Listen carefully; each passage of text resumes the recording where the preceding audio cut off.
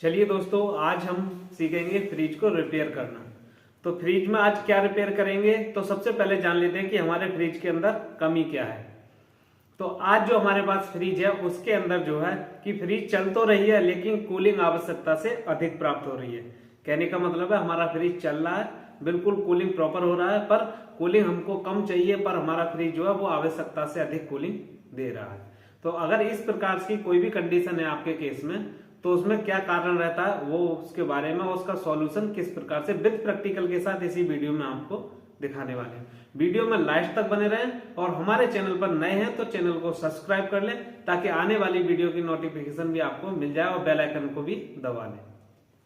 तो चलिए वीडियो को स्टार्ट करते हैं। तो हमारे फ्रिज में जो प्रॉब्लम है वो है फ्रिज चल तो रही है लेकिन कूलिंग आवश्यकता से अधिक प्राप्त हो रही है। तो इस केस में हमारे उपाय हैं कि इस अवस्था में हमारे फ्रिज के अंदर मुख्य रूप से दो कारण हो सकते हैं। देखिए, अगर ऐसा फ्रिज के में हमारे में हो रहा है, कोई भी हमारा फ्रिज रहा हो, तो उसमें दो कारण हो सकते हैं। नंबर एक कारण है कि हमारा थर्मोस्टेट खराब हो गया होगा। थर्मोस्टेट वह होता है जो फ्रिज के अंदर लगा हुआ होता है, जिससे हम अपने फ्रिज की कूलिंग को कंट्रोल करते हैं, जिसको घुमा करके हम फ्रिज की कूलिंग को कंट्रोल करते हैं, वो हमारा थर्मोस्टेट होता है, वो खराब हो गया होगा। या फिर थर्मोस्टेट की पूंछ, थर्मोस्टेट में से जो वायर टाइप की एक पूंछ निकली रही होती है, उसको सेंसर भी मान सकते हैं, सेंसर, वो एवोपरेटर से टच नहीं होगा। यानी कि कहने का मतलब है वो हमेशा एवोपरेटर से टच रहता है, वो किसी भी कारण से टच नहीं होगा। उस स्थिति में भी हमारा जो फ्रिज है वो कूलिंग आवश्यकता से अधिक देगा। तो इन्हीं दोनों कारणों की वजह से हमारे फ्रिज के अंदर अधिक कूलिंग आती है।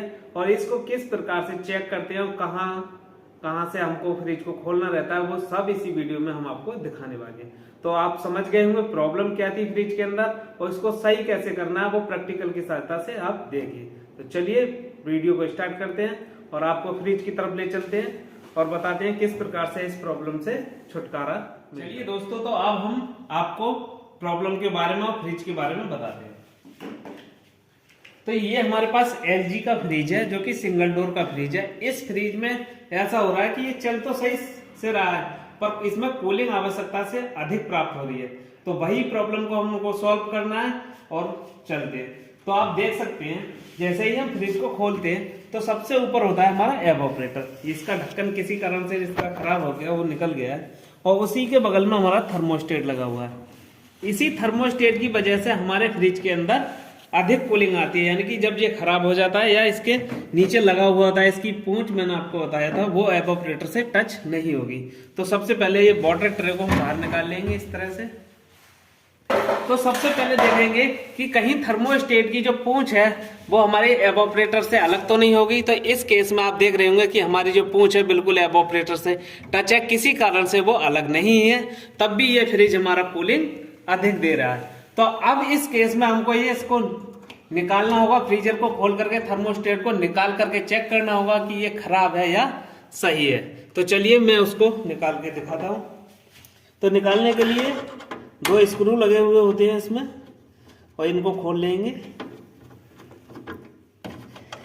इसको खोलने में कोई डरने वाली बात नहीं है, ऐसा कोई इसमें पार्ट्स नहीं होता है जो कि छूने से खराब हो जाए। इसको कोई भी खोल सकता है, किसी भी प्रकार की कोई भी दिक्कत नहीं है। आप वीडियो पूरा देखें, एक एक चीज मैं आपको सिखा दूंगा, किसी भी प्रकार की कोई चिंता करने वाली बात नहीं। इस प्रकार से दोनों पेचों को खोल करके हमको इसको हल्का सा ऊपर से इस तरह से खींच लेना है, और इसके नीचे से दो लॉक होते हैं, उनको नीचे से इस प्रकार से हाथ डाल करके और ऐसे करके हम निकाल सकते हैं, जो कि हमारे बड़ी आसानी के साथ ये निकल आएगा। अब उसी के साथ इसमें कुछ वायरिंग होती है। इस वायरिंग को, दो वायर तो हमारे ये बल्ब के लिए हैं, तो इनको निकाल देंगे जहां से हमारा फ्रिज का लगा हुआ बल्ब के लिए सप्लाई आती है, और दो थर्मोस्टेट की है, इनको भी इस प्रकार से निकाल के अलग कर देंगे। अब हमारा जो थर्मोस्टेट का पूंछ था एवोपरेटर में टच, उसको भी निकाल लेंगे। तो इसको निकालने के लिए ऊपर से इसमें लॉक होते हैं, उन लॉकों को इस प्रकार से किसी पेचकस की सहायता से नीचे की तरफ निकाल देंगे, ताकि हमारा पूंछ जो है वो आसानी के साथ निकल आएगा। देख सकते हो आप, इस प्रकार से हमारा थर्मोस्टेट निकल आया। अब देखिए, ये है हमारा थर्मोस्टेट। यही था कि ये हमारी कूलिंग को कंट्रोल करना इसने बंद कर दिया और इसी कारण से हमारा जो कूलिंग था वो अधिक हो रहा है। और इसमें एक और देख सकते हैं, इसमें बल्ब भी नहीं है, इसको भी हमको लगाना है। तो अब इस थर्मोस्टेट को हम बाहर निकालेंगे इस प्रकार से।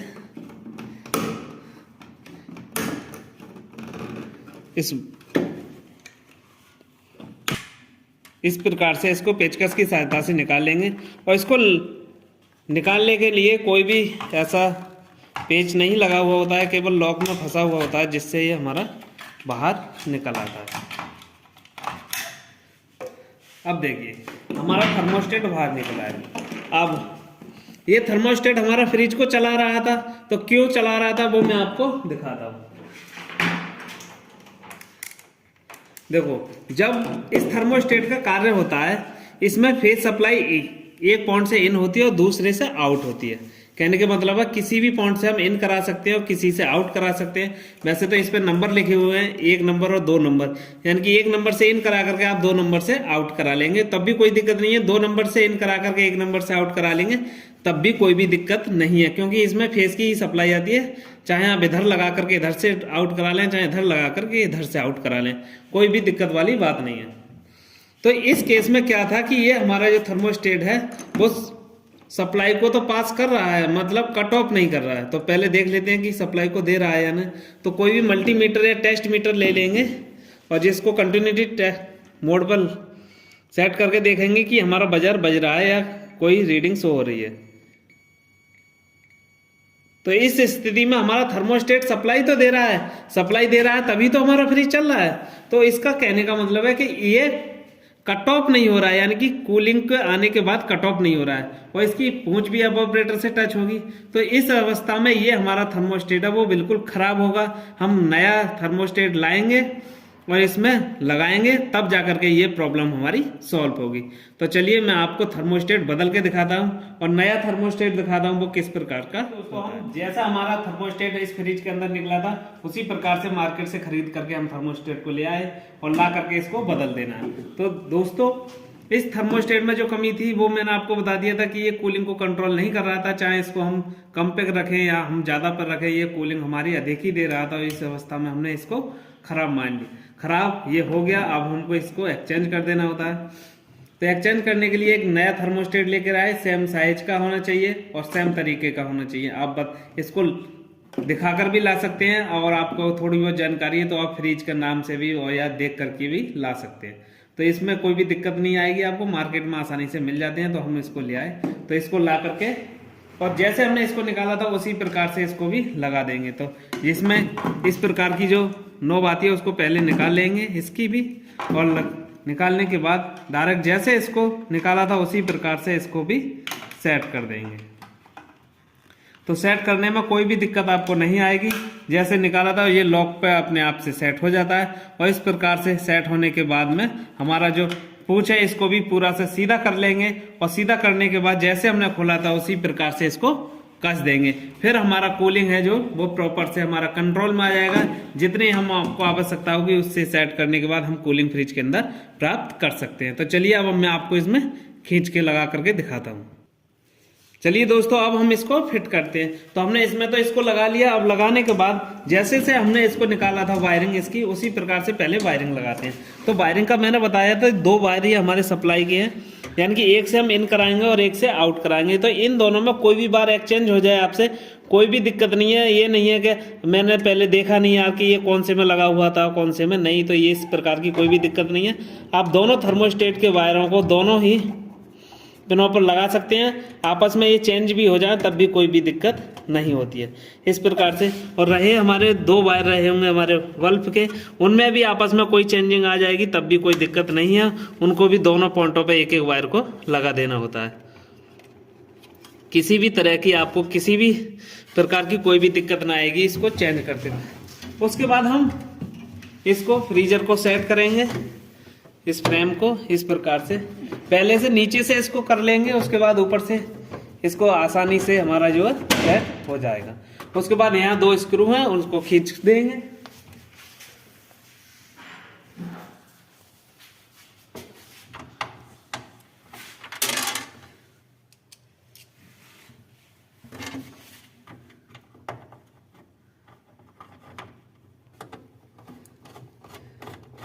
इस प्रकार से हमारे दोनों स्क्रू खिंच जाएंगे, जिसमें हमको किसी भी प्रकार की कोई भी दिक्कत नहीं होगी और हमारा थर्मोस्टेट चेंज हो जाएगा इस प्रकार से। अब दोस्तों समझते हैं, ये जो हमारे थर्मोस्टेट की पूंछ है, इसको हमें वहीं लगाना है जहां हमारे पहले थर्मोस्टेट की पूंछ लगी हुई थी, नहीं तो ये भी हमारा थर्मोस्टेट है वो कार्य नहीं करेगा। इसमें इस तरह से फंसा करके और इसको एवोपरेटर में लॉक होते हैं उनमें फंसा देंगे इस प्रकार से। यहाँ पर लॉक आ जाते हैं, जो कि हमारी पूंछ जो है वो एवोपरेटर से टच होगी। इस प्रकार से हम अपने फ्रिज में जो थर्मोस्टेट है उसको बदल देंगे और इस प्रकार से इसका जो बटन है वो इस प्रकार से लगा देंगे, जिससे कि हमको घुमाने में आसानी हो इस तरीका से।